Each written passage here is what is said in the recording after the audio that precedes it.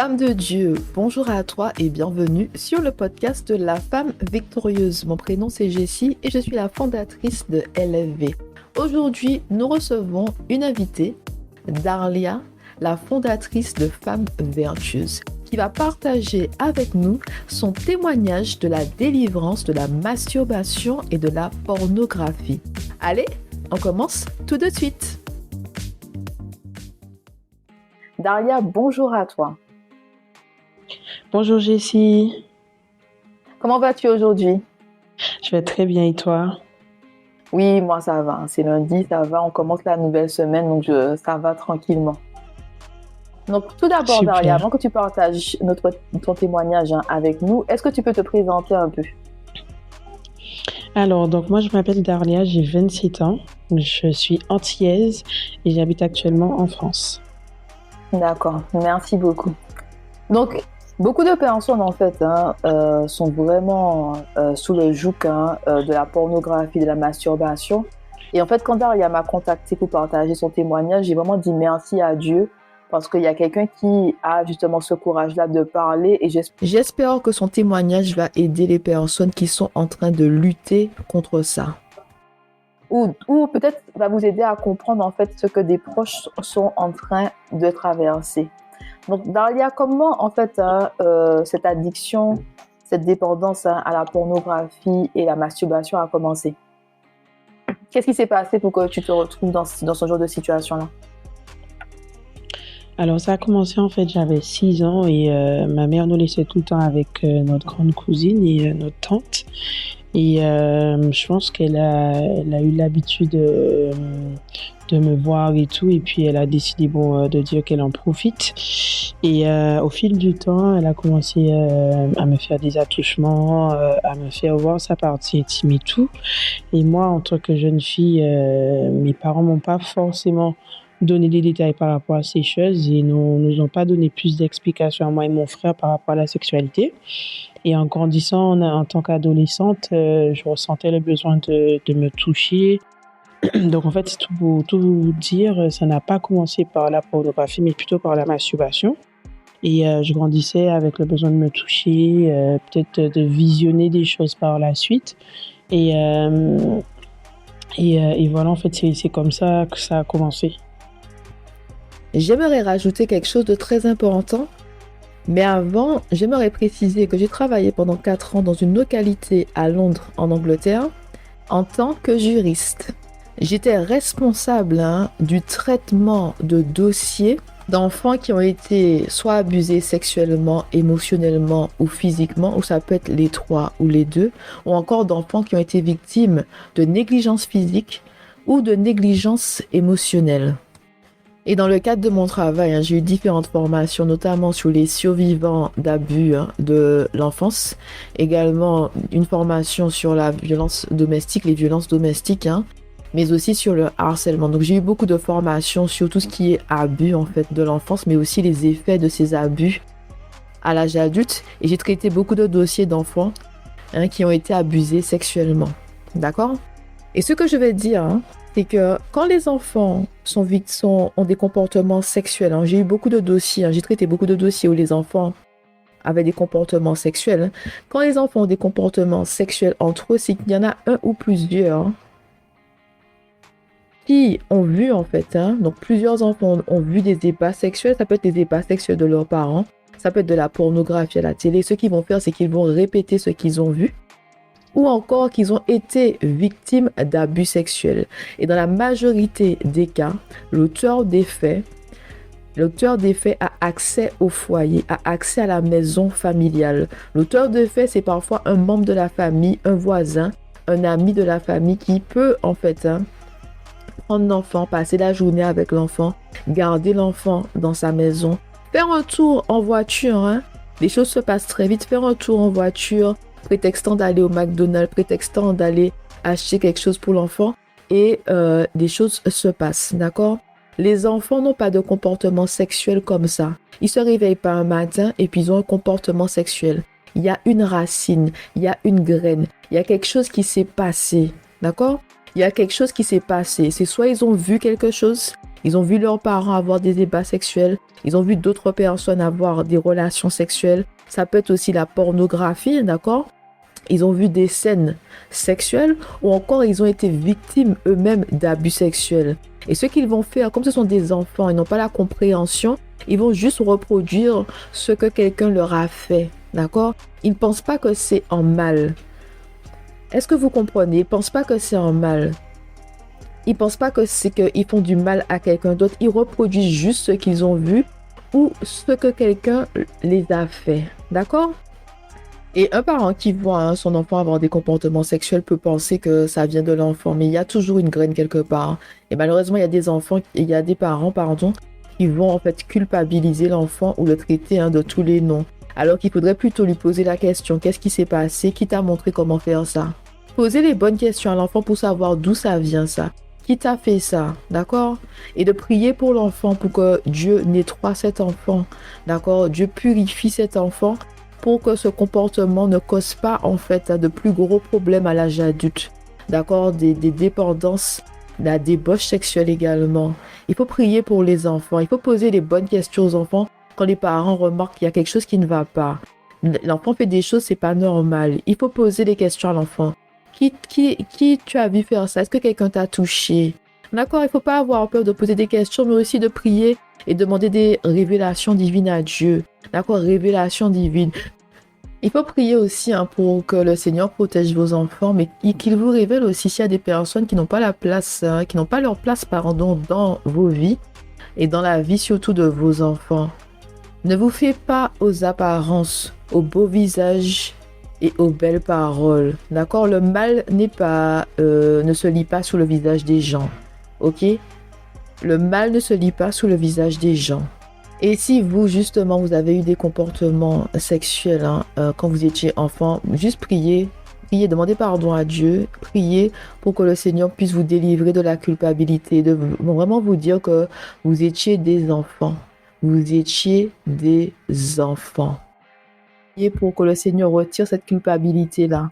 D'accord? Ça commence toujours quelque part. Ça commence toujours quelque part. Aucun enfant ne va toucher un autre enfant en se disant que je vais faire du mal à cet enfant-là. Parce que cette personne-là, cet enfant-là ne sait pas ce qu'il fait. Il reproduit juste des comportements qu'il a vus ou des comportements qu'il a subis. D'accord? Donc, ce que je veux savoir, Daria, et par rapport à la pornographie, comment ça a commencé la pornographie? En fait, ça a suivi quand j'ai ressenti le besoin de me toucher. Pour moi, c'était pas suffisant. Et du coup, sur YouTube, tu peux avoir accès à certaines choses. Et du coup, je commençais à visionner des vidéos et tout. Et puis, je crois que ça s'est arrêté au fil du temps que je grandissais. J'avais aussi une dépendance par rapport aux hommes parce qu'en fait, à un moment donné de la vie, mon père malheureusement n'a pas pu être là. Et du coup, je cherchais à combler ce vide à travers les hommes. Et jusqu'au jour où la dernière relation en fait m'avait complètement détruite et du coup j'ai eu toujours l'habitude d'être en compagnie avec quelqu'un et sauf que quand cette relation s'est terminée, je me suis carrément accrochée à la pornographie, à regarder des scènes vraiment de plus en plus dures puisqu'il faut dire que quand on commence à regarder ces choses, on stimule notre cerveau, ce qui n'est pas naturel. Et du coup, ça te pousse à regarder des choses encore plus hard. En fait, c'est des choses que même dans notre propre conscience, non, on n'aurait pas forcément regardé. Et puis voilà, donc en fait, ça m'a suivi de mon adolescence jusqu'à mes vingtaines. Voilà. Non, je comprends ce que tu dis. C'est vrai que des fois, c'est comme si tu es sur une pente et tu te rends pas compte là où tu vas. Parce que le début, c'est pas grand-chose. Mais après, à force, tu cherches à regarder plus. Mais c'est lentement, mais sûrement, en gros. C'est vraiment petit à petit, tu regardes de plus en plus. Et... Non, et comment justement le Seigneur t'a délivré de la masturbation et comment il t'a délivré aussi de la pornographie? Qu'est-ce qui s'est passé dans ta vie est-ce que tu as prié? Est-ce qu'il y a des personnes qui ont comment dire ça, qui ont prié pour toi? Comment ça s'est passé? Quel a été le déclic Ou est-ce que tu t'es dit à un moment, trop c'est trop, il faut que j'ai besoin d'aide, il faut que je prie par rapport à ça, il faut que je demande à Dieu de m'aider, ou qu'est-ce qui s'est passé? En fait, au début, j'avais plus de vie sociale et du coup, j'ai dit au Seigneur, je ne peux plus continuer comme ça. Mais tu sais, quand on prie et puis on retombe dedans, on a honte, on a cette culpabilité. Et c'est à ce moment où je me rappelle, j'étais encore au pays à la Dominique. J'ai dit au Seigneur, il faut que tu fasses quelque chose avant que je reparte en Guadeloupe, il faut que tu fasses quelque chose. Et c'est là en fait que j'ai pris la décision de partir en France. J'avais besoin de quitter tous ces liens, toutes ces choses en fait dont j'étais accrochée, dans ces choses où j'avais développé des addictions. Je dis Seigneur, trop c'est trop. Donc mon déclic en fait c'était d'avoir quitté la Guadeloupe. Et le Seigneur m'avait carrément isolée parce que de base je devais partir pour la France pour être à Créteil, donc pas loin de ma famille. Et au dernier moment, ben, ça a été annulé et on m'a mis à Lyon où j'avais pas de famille, je n'avais rien du tout. Et c'est là, en fait, au début, j'avais pas compris, j'en ai voulu à Dieu puisque je lui dis, bah, j'étais déjà séparée de ma famille, là, tu me mets vraiment à part. Et sans savoir, en fait, que c'est là le travail allait commencer. Et c'est vraiment un soir où je dis au Seigneur, trop c'est trop. J'ai vraiment crié à Dieu. J'ai dit au Seigneur qu'il faut que tu agisses dans ma vie, que je ne peux pas continuer comme ça. Et c'est en fait, c'est là que le processus a commencé, où je me suis confessée à Dieu, que je lui ai vraiment dit là où je souffrais et ce qui n'allait pas, afin que lui puisse intervenir dans ma vie. Et puis, c'est vraiment un jour, comment j'ai été délivrée de la pornographie, c'est un jour où mon église là où je suis actuellement, mon responsable de jeunes, il avait fait un appel un jour lors de réunion de jeunes. Il avait dit en fait qu'il ressent les personnes qui sont encore liées à la pornographie et tout. Il a fait un appel et du coup j'ai dit Seigneur, ce soir je veux que tu me délivres de ça en fait. Et ce soir-là, au mois de septembre 2021, j'ai été délivrée de la pornographie. Mais la masturbation, ça a continué puisque c'est quand on est seul, c'est là où nos pensées sont attaquées, c'est là où on se met dans des situations, c'est là où on est encore connecté avec des personnes qu'il ne faut pas, ces personnes qui peuvent encore nous faire chuter.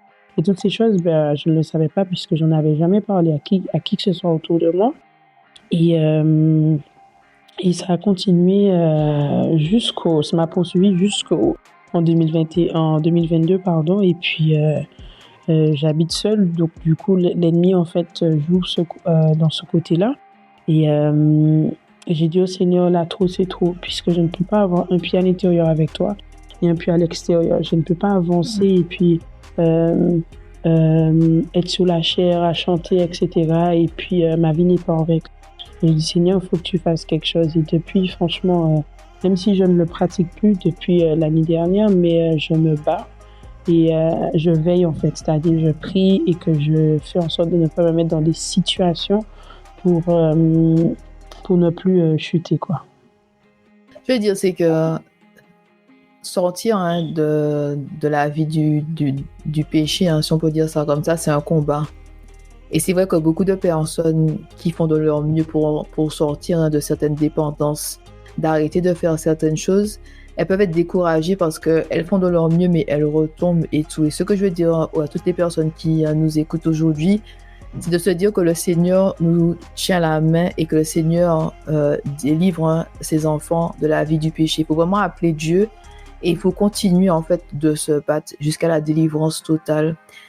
Même si vous allez des fois tomber, vous aurez peut-être honte de dire Seigneur, je suis retombé dans ça. Peut-être que vous n'aurez pas envie de parler à Dieu parce que vous allez vous sentir, on va dire, sale, vous allez sentir comme si je ne suis pas digne de l'amour de Dieu, mais de se dire que vraiment le Seigneur veut vous aider à sortir de là.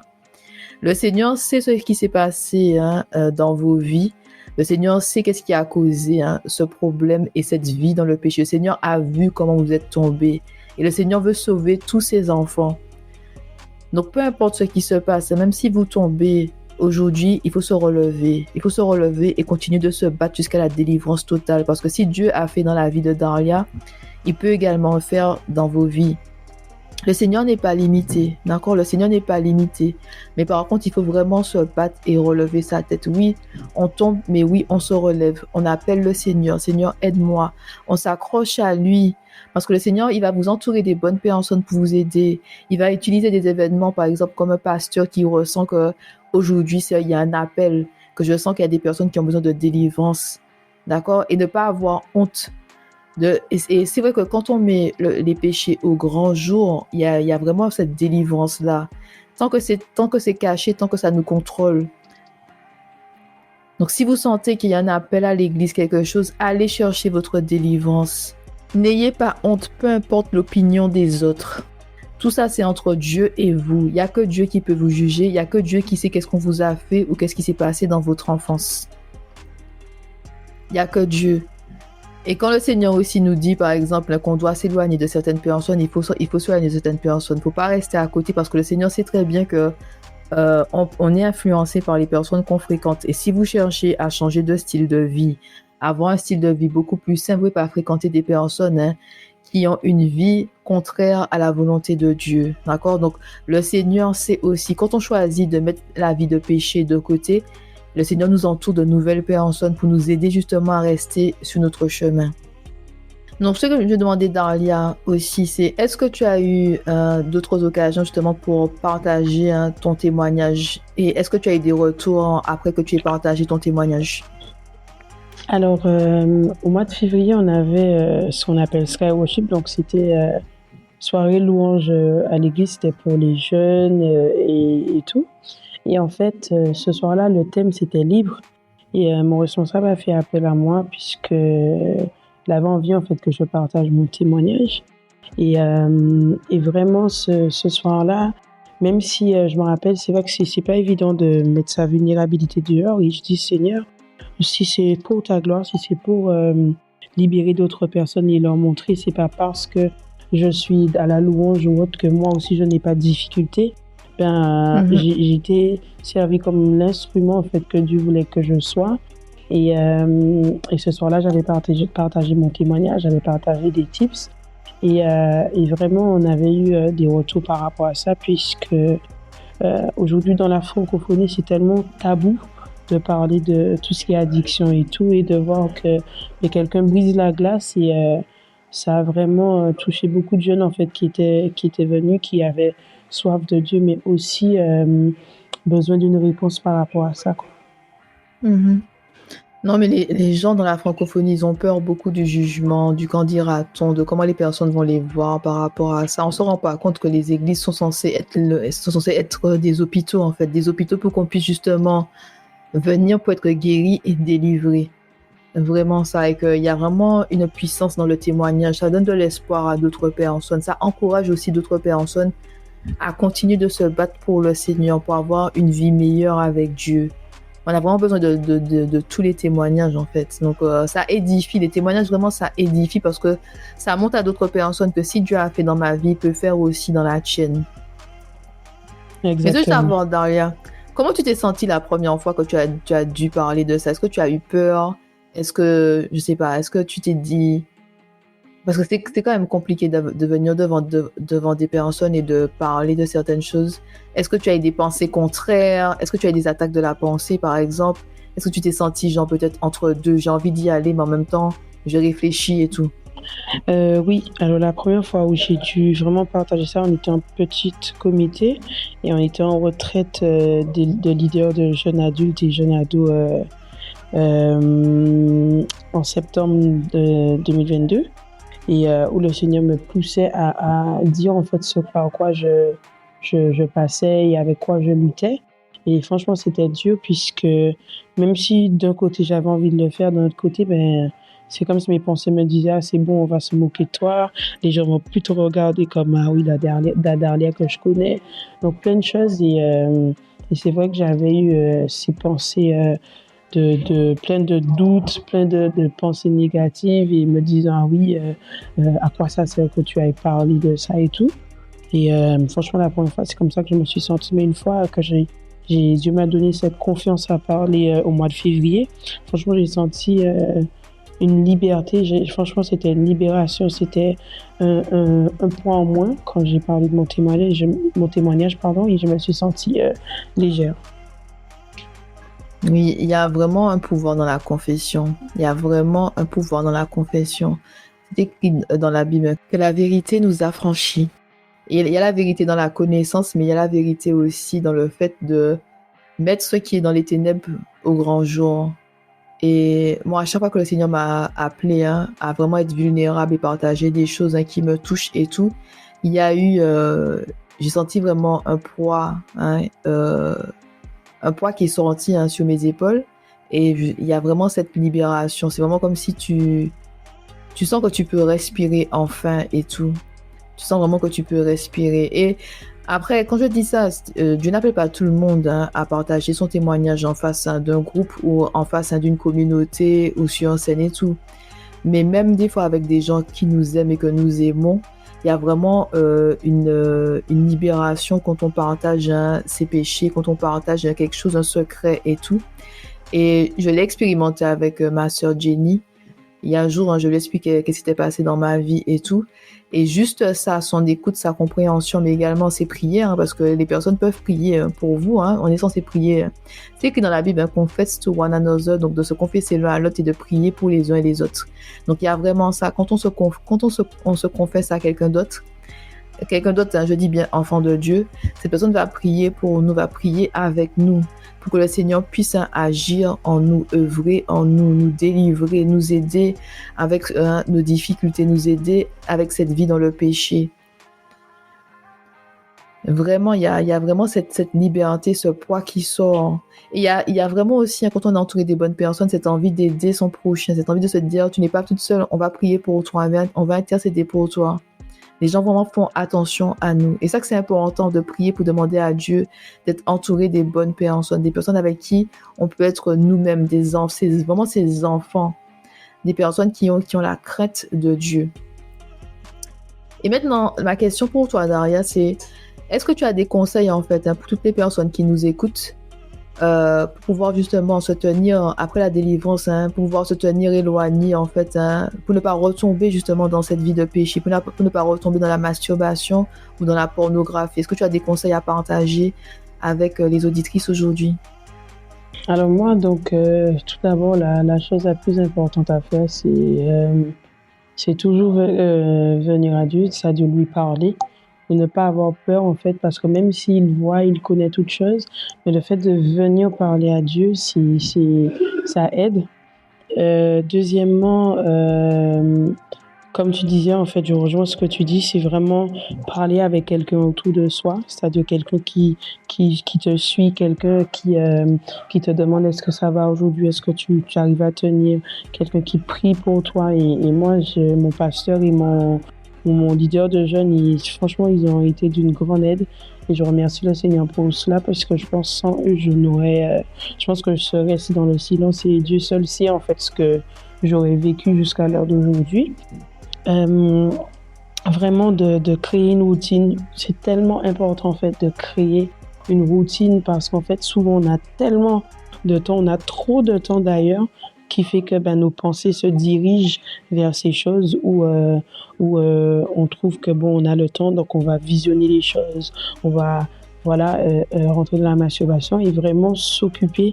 Donc par exemple mes routines qui ont pu m'aider, ça a été le sport, ça a été connaître une nouvelle activité, développer d'autres compétences, en fait vraiment occuper ses pensées.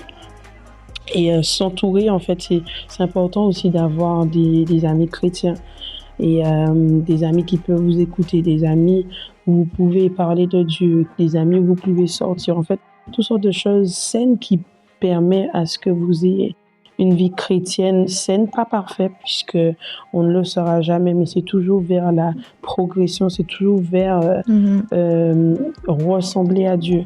Et en fait, ce qui est important aussi de faire, il y a des personnes en fait dans son entourage, il faut s'en séparer. La personne, même si la personne nous a rien fait, mais il y a des personnes, tant que ces personnes sont dans nos vies, on va toujours rentrer dans la pornographie, on va toujours être dans la masturbation et à un moment donné, il faut couper les ponts pour avancer et que parfois on en perd, mais Dieu en fait nous donne tellement, mais tellement d'autres qu'on aurait espéré. Et ensuite, c'est vraiment de prier, jeûner, parce que même si on a été délivré de cela, et moi je prends l'exemple sur moi, même si tout ça sont partis, je dois toujours veiller, toujours demander au Seigneur à ce que ma chair soit soumise à lui. Et, en fait, c'est vraiment ces types, c'est surtout de prier et toujours rester dans la présence de Dieu, toujours lire sa Bible, puisque quand ces moments, ces choses arrivent, en fait, c'est la parole de Dieu en fait qui permet de comment dire ça, qui nous donne la force en fait de surmonter les tentations. Et, sachez en fait que vous n'êtes pas trop sale pour venir à Dieu. Vous n'êtes pas indigne, puisque c'est pour ça en fait que Dieu a été sur la croix pour nous. Il savait en fait qu'on allait faire ces choses et qu'il ne faut pas qu'on ait honte de venir parler à lui, puisqu'il attend juste ça, c'est qu'on vienne parler à lui et afin que lui puisse intervenir dans notre situation. Oui, c'est vrai, parce qu'il y a beaucoup de personnes qui s'éloignent du Seigneur parce qu'ils se disent que je suis indigne, je mérite pas son amour. J'ai fait tellement de choses dans ma vie, comment le Seigneur peut accepter quelqu'un comme moi?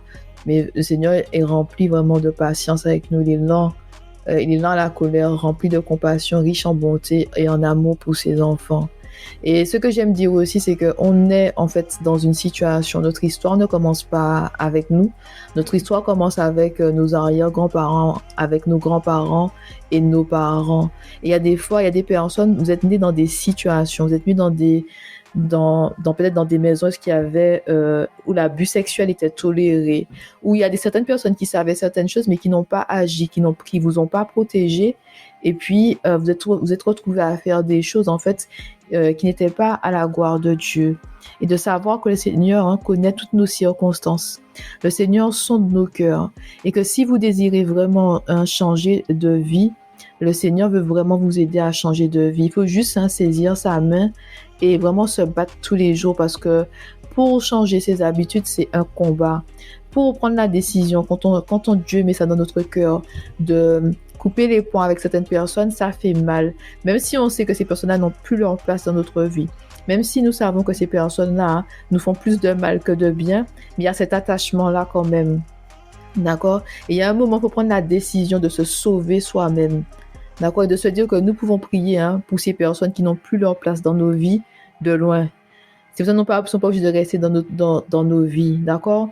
Et de laisser aussi le Seigneur agir dans la vie de ces personnes-là, de ne pas se prendre pour un super-héros ou bien super-woman, que on veut sauver tout le monde, on veut que tout le monde soit sauvé en même temps que nous. Il faut laisser aussi la place à Dieu. Quand Dieu nous dit de partir, de laisser quelqu'un, de prendre le large, de couper les ponts, il sait pourquoi. Il faut lui faire confiance parce qu'il sait très bien qu'est-ce qui va se passer dans 6 mois, dans 5 ans, dans 10 ans, dans 15 ans. C'est important de faire confiance à Dieu avec notre entourage, et particulièrement quand on cherche à avoir une vie saine, il faut s'éloigner des personnes qui sont dans une vie de péché, qui tolèrent la vie de péché. D'accord? Ces personnes ne sont plus en alignement avec vous parce que vous essayez justement d'avoir une vie saine avec le Seigneur. Et si vous êtes tout le temps face à la tentation, ce n'est qu'une question de temps avant de retomber. C'est comme les personnes alcooliques, elles peuvent pas rester des endroits où il y a des bouteilles parce qu'elles sont tout le temps tentées de prendre, même si c'est pas beaucoup, un petit verre. Et ce n'est pas beaucoup qui va vraiment les faire replonger dans la dépendance. Donc, c'est important, en fait, de vraiment faire attention. Et comme dit Daria, d'avoir vraiment une organisation, de s'organiser dans la journée, de s'organiser dans la semaine pour pouvoir être occupé et pour vraiment se battre pour rester au pied de Dieu, pour faire la volonté de Dieu, pour rester, en fait, en quelque part, entre guillemets, pour rester sobre. Et de se dire vraiment que chaque jour est une victoire. Quand on essaie de changer sa vie, chaque jour est une victoire. Chaque jour où vous n'avez pas fait X ou Y, c'est une victoire. D'accord? Et c'est vraiment des petites victoires jour après jour qui se transforment en de grandes victoires année après année. Mais il y a des choses à faire, des petits pas à faire pour vraiment se sortir de là. Et Dieu tend la main à tout le monde. Dès que vous priez, vous demandez à Dieu, aide-moi, le Seigneur va faire le nécessaire pour vous aider à changer de vie. Mais il faut juste en fait écouter le Seigneur, suivre ses instructions. Et quand il vous dit arrête de faire ci, ne va pas à tel endroit, ne fréquente plus telle personne, vraiment obéir à Dieu parce que c'est notre papa. Et notre papa sait ce qui est mieux pour nous. Il connaît nos points forts et nos faiblesses. Il faut vraiment laisser le Seigneur changer nos vies petit à petit. Vraiment, vraiment, vraiment. Voilà. Exactement. Et je veux savoir, Dalia, et comment te sens-tu par rapport à tout ça, par rapport à ton passé? Comment tu te sens aujourd'hui par rapport à tout ça? C'est vrai qu'au début, quand tout cela venait de s'arrêter et tout, j'avais encore ces pensées me disant, le jour où je vais devoir partager mon témoignage, je vais être mal vue et tout. Et franchement, aujourd'hui, je me dis tant que le Seigneur me valide, bah, peu importe ce que les autres disent, c'est pas grave. Aujourd'hui, je me sens bien dans ma peau. Malgré mon passé, je me dis les choses anciennes sont passées, mais le Seigneur m'a fait une nouvelle créature. Et c'est vraiment ce que je suis aujourd'hui qui compte et pas celle que j'étais avant. Amen, amen, amen. Franchement, je viens d'accord avec toi sur ça. Et c'est vraiment ça quand c'est écrit dans la Bible que les choses anciennes sont passées et que maintenant nous sommes de nouvelles créatures. Parce que nous avons tous un passé. Nous avons tous un passé. Il n'y a pas de perfection ici. La perfection, c'est Jésus. C'est Jésus qui s'est sacrifié pour nous sur la croix, pour la rédemption des péchés et pour que nous puissions vraiment entrer dans le royaume de Dieu si nous obéissons à notre Seigneur. Mais personne n'est parfait. Il y a un passé, j'ai un passé aussi. D'accord? Le Seigneur nous change petit à petit. Le Seigneur vraiment nous change petit à petit. Il nous prend là où on est et petit à petit, il met de l'ordre dans notre vie. D'accord? Petit à petit, il nous ouvre les yeux en lisant la parole de Dieu. Et ça me rappelle en fait, ça me rappelle que avant, j'employais certains mots, et c'est quand j'ai compris en fait ce verset qui dit que la mort et la vie sont au pouvoir de la langue, et j'étais vraiment convaincue dans le cœur que j'ai arrêté de dire certaines choses, que j'ai arrêté de dire certains mots dans mon vocabulaire. J'ai retiré certains mots de mon vocabulaire parce que j'ai eu la conviction que c'était contraire en fait à ce verset-là. Et on nous dit dans la Bible que la parole de Dieu est vivante. Donc même en lisant la Bible, le Seigneur est en train de faire des changements en nous. D'accord? Il fait des changements en nous en lisant la Bible, en lisant la parole de Dieu. La parole de Dieu agit en nous. D'accord? Ça nous aide en fait à devenir des chrétiens, des enfants de Dieu à maturité, des personnes qui ont des fondations solides, car nous avons la connaissance, nous avons des révélations divines, des personnes qui peuvent vraiment affirmer certaines choses dans la vie des autres, prier pour les autres. Il y a vraiment un changement petit à petit. On ne devient pas enfant de Dieu, mature spirituellement du jour au lendemain. Le Seigneur nous prend là où on est et petit à petit, il nous polit. Il nous polit comme des diamants. Et il pétrit la pâte. Il nous pétrit aussi. Il nous change.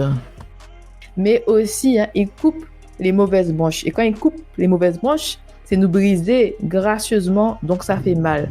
Donc on va pleurer. Donc on va se dire, mais pourquoi Seigneur tu me fais ça? C'est parce qu'il retire tout ce qui est mauvais. Il coupe les mauvaises branches pour qu'on puisse devenir de plus en plus à son image. Et devenir à l'image de Dieu, c'est un cheminement. C'est un marathon, c'est pas un sprint, c'est pas une course, c'est vraiment le marathon. C'est au fil du temps, le Seigneur nous change. C'est ça que je veux dire, il ne faut pas abandonner. Peu importe là où vous êtes, car le Seigneur veut vous aider. Il n'y a pas de perfection. Nous avons tous un passé. Nous avons tous, j'insiste sur ça, nous avons tous un passé.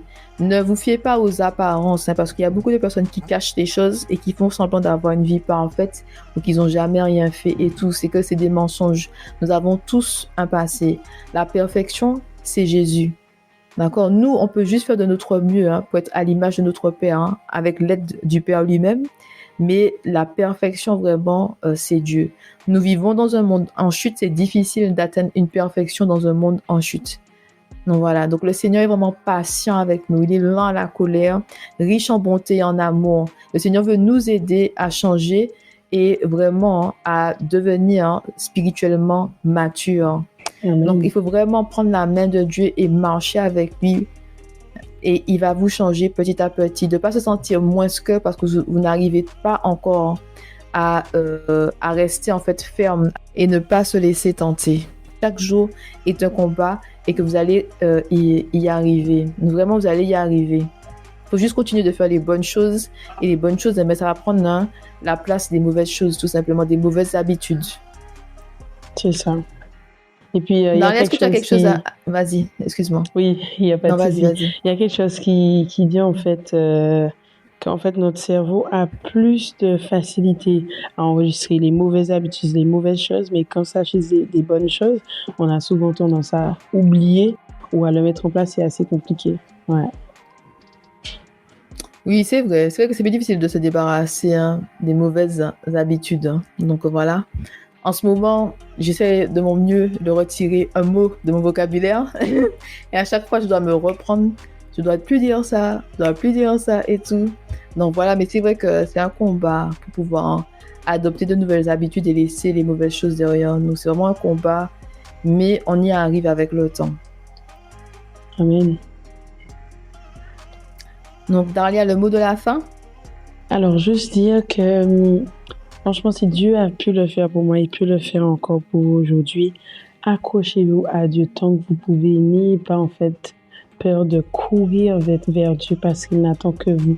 Et malgré ce que vous avez fait dans la vie, sachez que vous êtes aimés par Dieu. Vous êtes des perles, vous êtes des fils, vous êtes des filles de Dieu. Peu importe ce que vous avez fait, Dieu vous aime.